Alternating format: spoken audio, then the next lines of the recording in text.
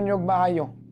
Kay kung ako'y pasultihon, dili gyud maayo nga mga drug addict mopatay o mga inosente.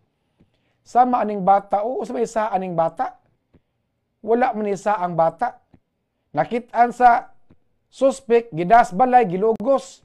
Pag humag lugos gilumsan og tubig, gipatay, giit sa stabay. Musugot mo na mga kabombo nga usa sa mga membro sa inyong pamilya simbako lang mabiktima sa mga drug addict.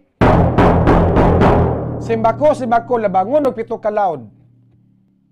Usa sa mga membro sa inyong pamilya mabiktima ani, gitulis, gipatay, o baka gilugos, gipatay. Day bata o, 7 anyos. 7 anyos, gilugos, gipatay.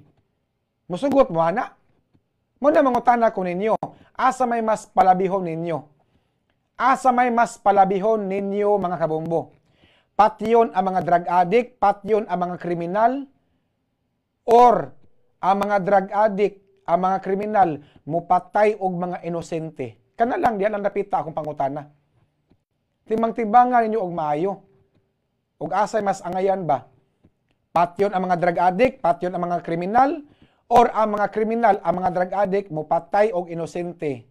Sama aning bata nga nakaplagan kay buntag alas 9 sa buntag.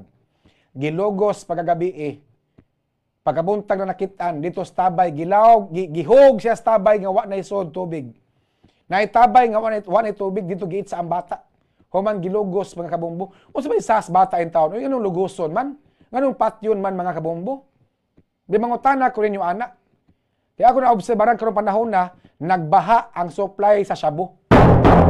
Nanaghan ang mga drug addict mga kabombo. Nanaghan ang mga krimen nga ang suspect puros mga drug addict. Di ka lang nang diadapita. Mangutana ko rin yung mga suking tigaminaw.